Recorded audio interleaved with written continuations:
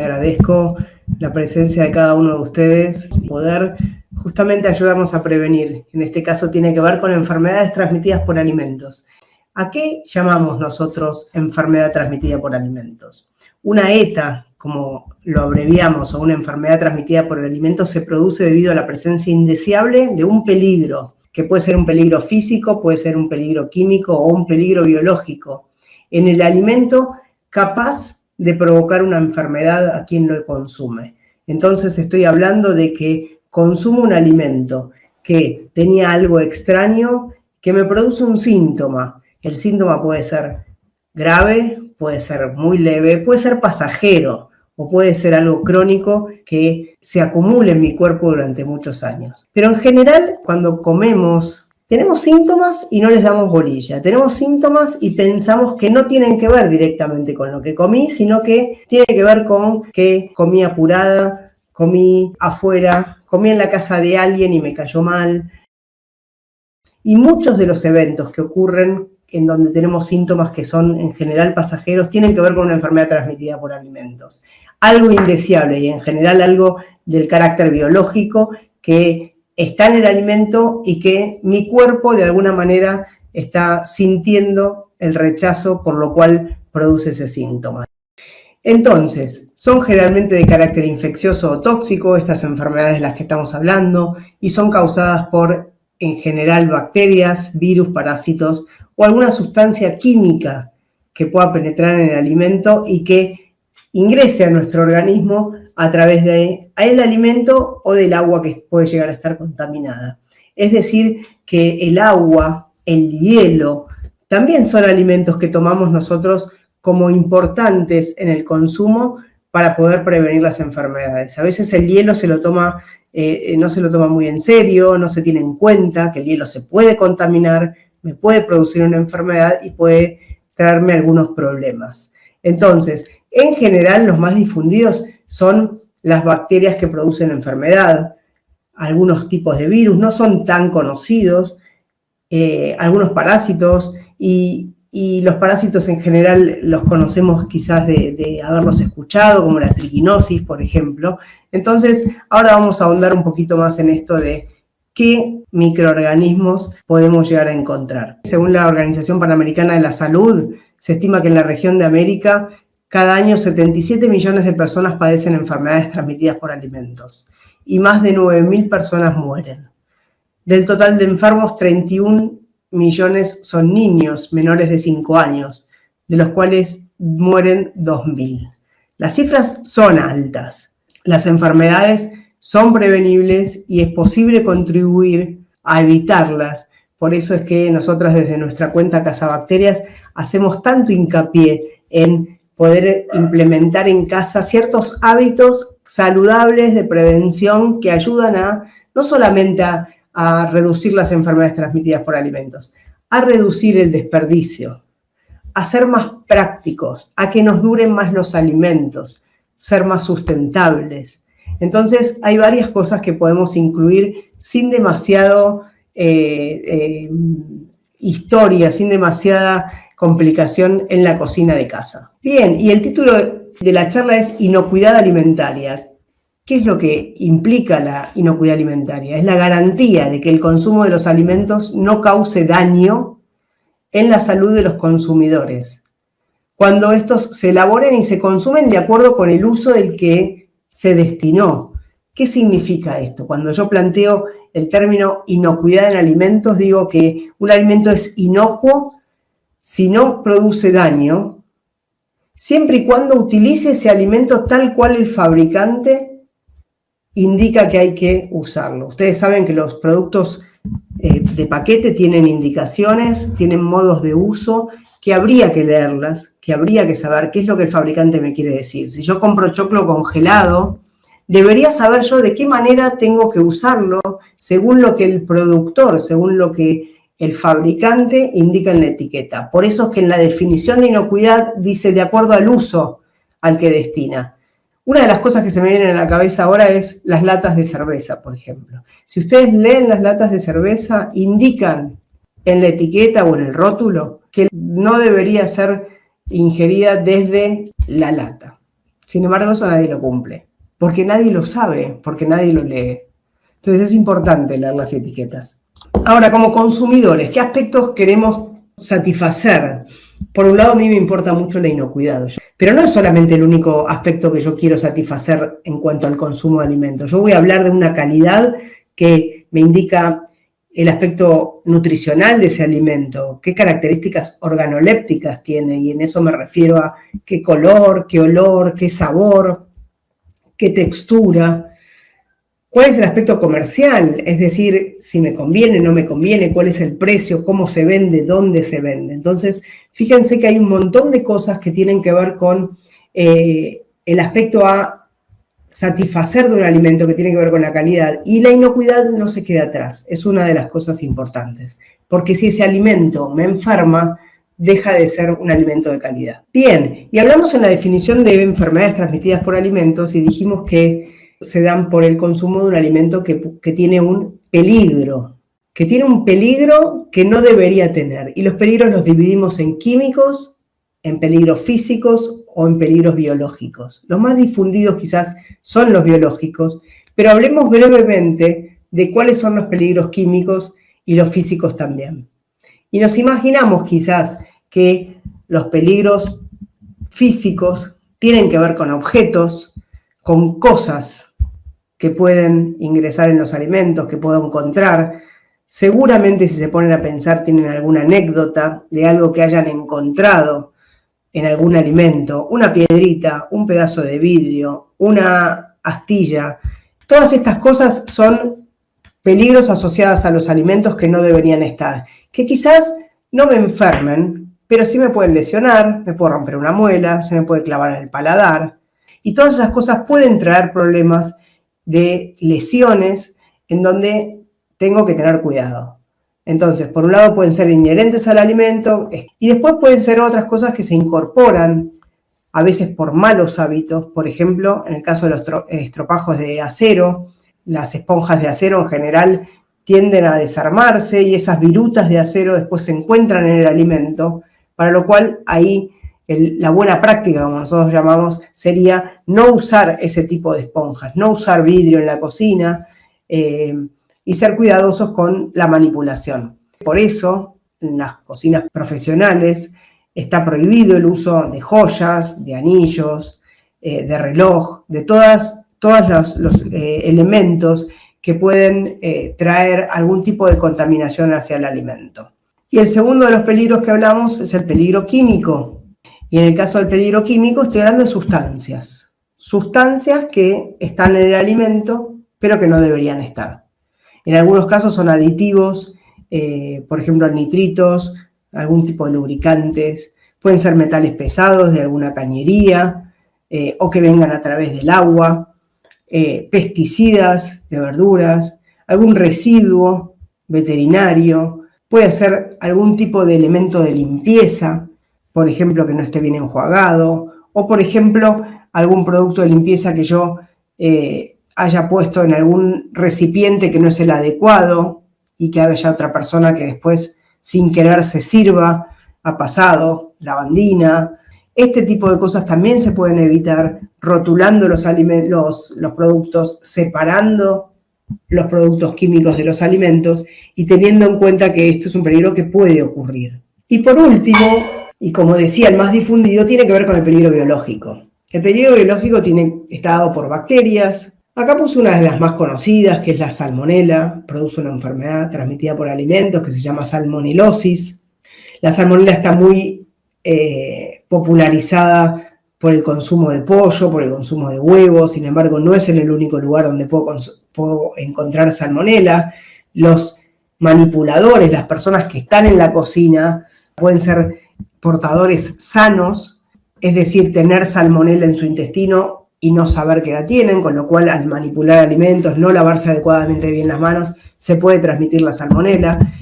La salmonela, así como dije que produce una enfermedad que se llama salmonelosis, es un microorganismo que se muere por cocción, con lo cual si nosotros comemos huevo duro, si nosotros cocinamos bien el pollo, si no hacemos contaminación cruzada, que ahora vamos a hablar, podemos evitar la salmonela. La Escherichia coli 257H7 es otra de las bacterias, entre varias, que producen enfermedad transmitida por alimentos. No hay que perder oportunidad de hablar sobre lo que produce esta bacteria que se llama síndrome urémico hemolítico, la enfermedad de esta bacteria Escherichia coli, que es un tipo de cepa de Escherichia coli que produce una enfermedad grave en niños menores de 5 años y lamentablemente nuestro país es número 1 en el mundo de incidencia de esta enfermedad, con lo cual es importante que sepamos de qué se trata, sepamos cuáles son los hábitos para prevenir esta enfermedad. La Escherichia coli O157H7 es una bacteria también se destruye por cocción, o sea que la temperatura hace que se elimine, con lo cual es importante en algunas preparaciones consumir las hamburguesas, por ejemplo, bien cocidas, evitar la contaminación cruzada, lavarse bien las manos, lavar las verduras. Bueno, ahora vamos a hablar un poco de cuáles son aquellos hábitos, aquellas buenas prácticas a aplicar para evitar estas enfermedades. Por otro lado tenemos los hongos que pueden llegar a producir enfermedad. Es el virus más difundido en alimentos. Hay otros, hay un virus que se llama virus Norwalk, que es muy común que se dé en cruceros, en lugares en donde hay mucha cantidad de personas consumiendo lo mismo. Y después, como parásitos, tenemos la Trichinella spiralis, que es la que produce la triquinosis, que es un parásito bastante difundido, lamentablemente, en nuestro país, porque podría evitarse consumiendo productos de cerdo que estén registrados, que estén avalados por SENASA, que no haya faenas informales. Entonces esto es algo que se podría llegar a evitar. Entonces cuando hablamos de contaminación, lo importante es evitar que llegue al alimento esa contaminación, pero no solamente que llegue. Además de llegar para enfermar a una persona, tiene que tener una permanencia. ¿Qué significa esto? Que yo tengo que tener un alimento contaminado para enfermar, pero además de contaminado tiene que haber una cantidad de microorganismos o tiene que haber un tiempo determinado y eso lo da el tiempo en el aumento, en la multiplicación, en el desarrollo de estos microorganismos. Entonces yo tengo que evitar la llegada, la permanencia y el aumento de microorganismos para evitar esta enfermedad. Cuando nosotros hablamos de inocuidad, decimos que tenemos que formarnos para poder evitar las enfermedades transmitidas por alimentos. En cuanto al riesgo, sería la probabilidad de ocurrencia de un peligro que está vehiculizado por alimentos y la gravedad de sus consecuencias. Hablamos de que no todos los peligros tienen las mismas consecuencias. La percepción del riesgo. El riesgo asociado a la leche cruda, por ejemplo. ¿Leche cruda o leche pasteurizada? Entonces, cuando uno escucha estas cosas, es entender cuál es el riesgo. En nuestro país está prohibido comercializar leche cruda. ¿Por qué? Por la posibilidad de enfermarse. Ustedes me van a decir, oh, pero yo conozco un montón de gente que toma leche cruda. Sí, eso no va a cambiar. Sin embargo, hay mucho riesgo de consumir leche cruda y no hay nada de riesgo en general en enfermarse con una leche que está pasteurizada, que está con un tratamiento térmico. Bien, entonces, ¿cuál sería el desafío? El desafío es aprender, es informarse, es identificar el peligro y percibir cuál es la forma correcta del riesgo. Y para eso vamos a hablar un poquito más ahora y nos vamos a meter en algunas cosas que tienen que ver con la acción o el accionar en la cocina. Entonces, reducir las enfermedades transmitidas por alimentos, percibiendo el riesgo, educándonos, comunicando los riesgos y teniendo en cuenta cuál es el impacto de las redes, de la web, de la posibilidad de buscar. Traten de escuchar y leer fuentes que sean fidedignas, fuentes que sean confiables. No reenvíen WhatsApp de cadenas de cosas de alimentos que les mandan sin ninguna fuente confiable. Me dijeron que van a cerrar la fábrica tal porque el consumo del alimento tal es peligroso y no sabemos ni quién lo dice, ni cuándo lo dijeron, ni de qué alimento se trata. Entonces, tratar de evitar la difusión de noticias que no tienen un aval científico, que no tienen un aval de una cobertura. Entonces, todo esto que fuimos diciendo es lo que en realidad nos hace la cultura de inocuidad. La cultura de inocuidad es justamente todas estas cosas. Poder percibir el riesgo, educarnos, poder comunicarnos, poder saber, poder informarnos. Hay dos conceptos que me parece que son sumamente importantes y que tienen que ver con qué es un alimento contaminado. Un poco al principio yo les dije que un alimento contaminado es aquel que produce una enfermedad transmitida por alimentos. Pero me gustaría ahondar un poquito más en ese tema, ser un poquito más profunda en cuanto a qué es un alimento contaminado. Un alimento contaminado es aquel que tiene una cantidad de microorganismos que no debería tener. ¿Cómo lo sé? ¿Cómo me doy cuenta? Y lamentablemente no me doy cuenta. Fíjense en la figura que ustedes ven que hay un plato con distintos tipos de postres que se ven riquísimos, que se ven bárbaros, con buena textura. Aseguraría que tienen buen olor, tienen buen color. Entonces, sin embargo, si yo les digo que todos esos alimentos están contaminados, ustedes se sorprenderían. ¿Por qué? Porque en realidad los microorganismos presentes en ese alimento o en esos alimentos que pueden producir enfermedad no se ven. Y no solo no se ven, sino que no cambian el alimento. Esto que yo estoy diciendo, ¿qué significa? Significa que yo puedo consumir un alimento como ese postre, que se ve bueno, que se ve rico, que está rico, que tiene buen color y buen olor, y sin embargo me puede producir una enfermedad. Entonces, ¿esto por qué lo explico? Porque muchas veces nos pasa que queremos saber si un alimento está apto para consumir y lo probamos. Y probar un alimento no me determina si ese alimento es apto para consumir, porque, vuelvo a decir, la presencia de microorganismos en diferentes cantidades, no importa en cuál. Hay microorganismos que con su solo presencia ya enferman y otros necesito tener miles, ¿sí? Por eso dice, existen límites permitidos para ciertos tipos de microorganismos. Con el solo probar no me puedo dar cuenta. ¿Y cómo sé? Bueno, lo que tengo que hacer es prevenir esa presencia de microorganismos para poder evitar que se contamine ese alimento. A diferencia de este concepto que vamos a ver ahora, que es el de alimento alterado. El alimento alterado, como lo ven en la figura, es un alimento que está podrido, que está descompuesto, que probablemente tenga olor, que no tiene la misma textura que tiene su alimento original, que se ve diferente, que tiene microorganismos presentes, que se llaman microorganismos alteradores, que producen esa alteración. Entonces, esa alteración me avisa, me hace dudar de consumir ese alimento. Entonces digo, momento, ese alimento está alterado, no lo voy a comer. Sin embargo, los microorganismos que producen esa alteración no son microorganismos patógenos. ¿Qué quiere decir esto? Que no me van a enfermar. Pero la suposición ahí es, si se pudieron desarrollar microorganismos que pudren, también se pueden desarrollar microorganismos que enferman, porque las condiciones del desarrollo en un alimento son las mismas para los microorganismos, en este caso. Entonces, ¿qué pasa? Puede estar contaminado sin saberlo, y la buena noticia es que me avisa, va a estar podrido, va a tener olor, va a estar cortado, va a estar ácido, va a tener algún cambio hecho por los microorganismos alteradores que me avisa que ese alimento no lo debería consumir. Y vamos a hablar ahora, para ir terminando con respecto a esto de los hábitos, la seguridad alimentaria en 4 pasos. La seguridad alimentaria en 4 pilares que tienen que ver con limpiar, separar, cocinar y enfriar. En cuanto a limpiar, lo primero que hay que decir es que hay que lavarse las manos. Higiene de manos significa lavarse las manos con agua y jabón, hacer espuma, enjuagarse y secarse adecuadamente con un trapo que esté limpio, un repasador, papel, pero no con el trapo rejilla que tengo en la cocina para limpiar la mesada, ¿sí?